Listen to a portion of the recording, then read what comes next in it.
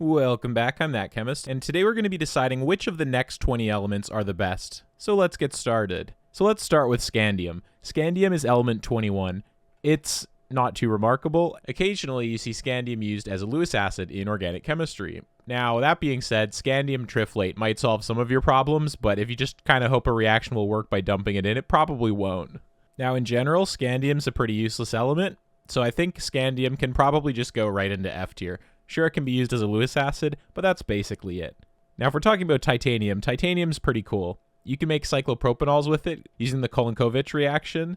You can also make vinyl ethers and other carbonyls into alkenes using Tebbe olefination, which is a unique reaction. It's kind of like a Wittig reaction, but re-envisioned. Titanium's also lightweight, and there's even songs about titanium. So, titanium, it's got a good place in everybody's heart. You think titanium, you think that's pretty cool. So let's put titanium into S tier. Now, vanadium. Vanadium oxides can occasionally be used as catalysts for some industrial processes. There's a couple different organic molecules which are made using vanadium oxides, but in terms of like day-to-day applications, they're less common. You will occasionally see it used in steel, though, as like a vanadium steel. But overall, I think vanadium's kind of a useless element. We can put it into like E tier. Chromium. You like having stuff chrome-plated, but if you have hypervalent chromium salts, they're super toxic. So it is kind of shiny. It's an all-right chemical, and you could do some oxidations, like a PCC oxidation, Jones oxidation, but it's not like a great element. The chrome plating in consumer applications are pretty good. We also have the color of old school buses involving the use of chromium salts. So chromium's kind of okay. I think we can put it into C tier, and I think that makes sense because it starts with a C. Now, manganese. Manganese is used in different batteries. You can have manganese dioxide batteries. You can make manganese heptoxide, which is a beautiful, spooky green liquid. And you can also use it for different oxidations with like manganese dioxide, KMnO4, other manganese derivatives. This is, again, kind of okay, not super useful, and the inorganic chemists start doing too many inorganic reactions with it and making all sorts of pink salt. So manganese is a little bit less useful, but it's more useful than chromium, so I think we should probably put it into B tier. I'm being very generous to put manganese in B tier. Iron. Iron is an S tier element. It's used in steel. It's also used for coupling stuff occasionally in organic chemistry. You still don't see it used too much, but you do occasionally see it being used for the reduction of nitro groups to anilines, for instance, using iron in an acid. So is it an alright element? I think so. We use a lot of stuff made out of steel in the lab. That wouldn't be possible without iron. Plus, who doesn't love a good magnet? Magnets are pretty awesome. I think it's totally fair to put iron into S tier. Cobalt. Cobalt is used in lithium batteries. We also see cobalt occasionally used in organic synthesis. For instance, for the ring opening of epoxides, like meso compounds. This would be a case of saline complexes in Jacobson type catalysts. Cobalt's all right. It's also a pretty cool element. It's got a cool name. You also occasionally see it used as an indicator, for instance, in cobalt chloride for telling whether or not desiccants are dry. So cobalt's all right. Again, it's not like as useful. I think we can also put this into C tier. Let's talk about nickel. Nickel is an all right element.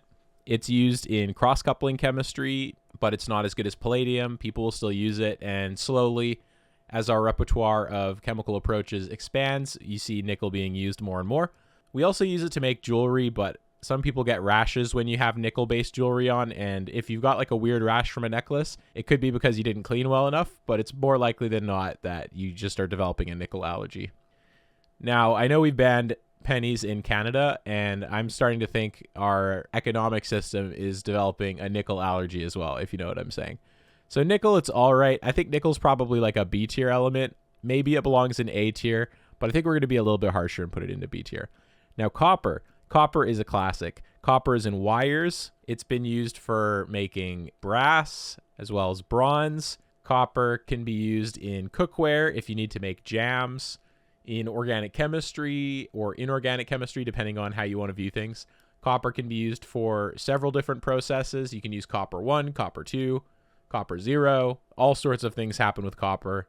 Copper is a really, really good metal. Copper is an S tier element. Zinc. Zinc is also used in brass. It gets used in organic synthesis a lot when you just need a reductant. The sucky thing is, as with many metals, it forms metal oxides, zinc oxide, and you have to activate your zinc, but occasionally you will still see it used for like a Riefer-Matsky or some other reactions.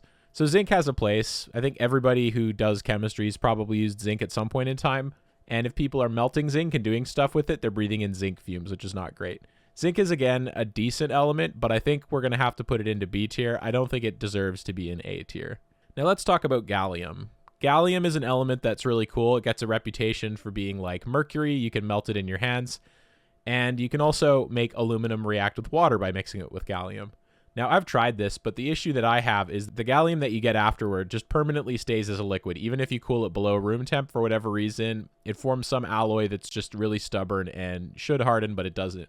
I've looked at phase diagrams for gallium and aluminum mixtures, and by all measures, it should be forming a solid. So maybe there's some impurity in my gallium that's keeping it a liquid longer.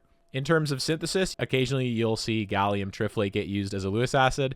For whatever reason, if a reaction doesn't work, people just dump in scandium triflate. It's kind of like a meme at this point that, oh yeah, reaction doesn't work, dump in some scandium triflate. This is a meme for me since I started doing research around 2015, where if I was reading through abstracts for different papers and I'd see some crazy reaction happens. What did they use? Scandium triflate. What did they use? Gallium triflate. Oh boy, another gallium triflate paper. I can't wait till they publish the next one.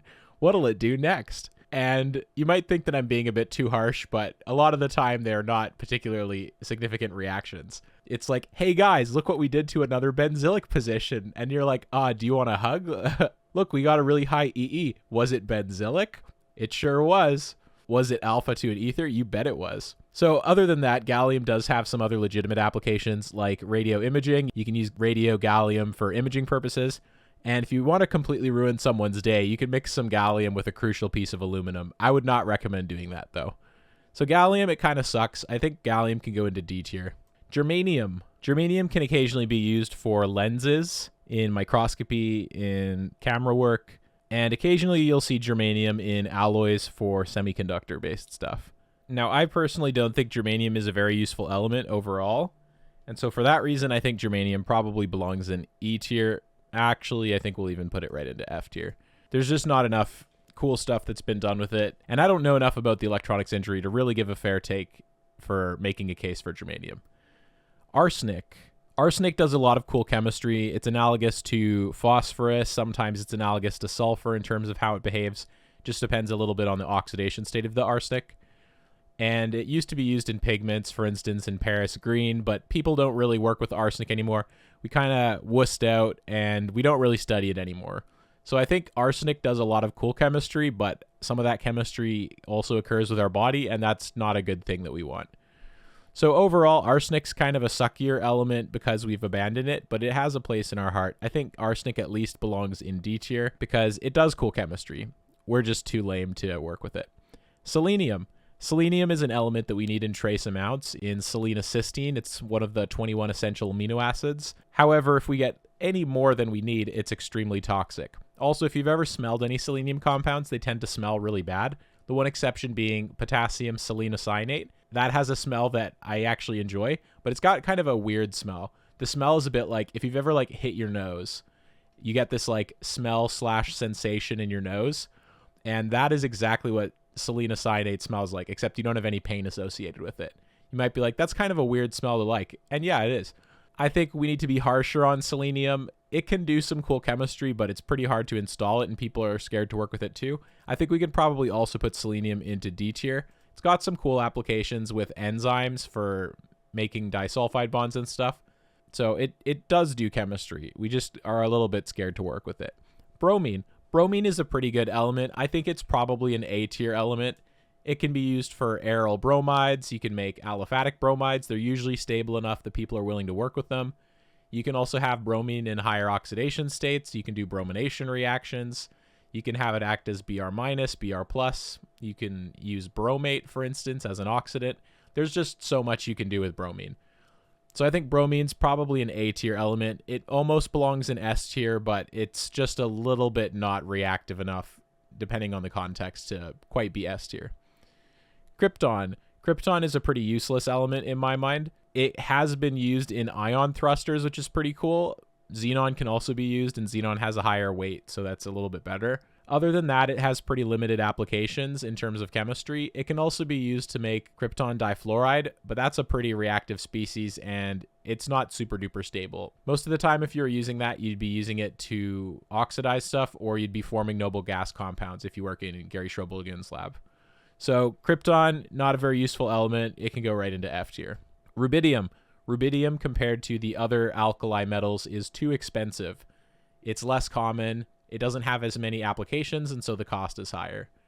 Rubidium is used occasionally in the form of rubidium vapor for cooling for lasers, and it has a couple other niche applications, but it's just not that useful of an element.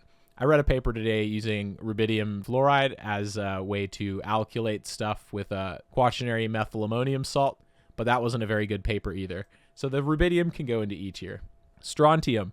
Strontium is appropriately colored red here, as when strontium burns, it produces a beautiful red flame. This can be used in flares and pyrotechnics, and you occasionally see it used as a Lewis acid in organic chemistry. I would say overall, we've ignored strontium in terms of its applications in organic synthesis. I think the fact that it's 2+ and it has a fairly large radius means that it can coordinate stuff and do some neat chemistry.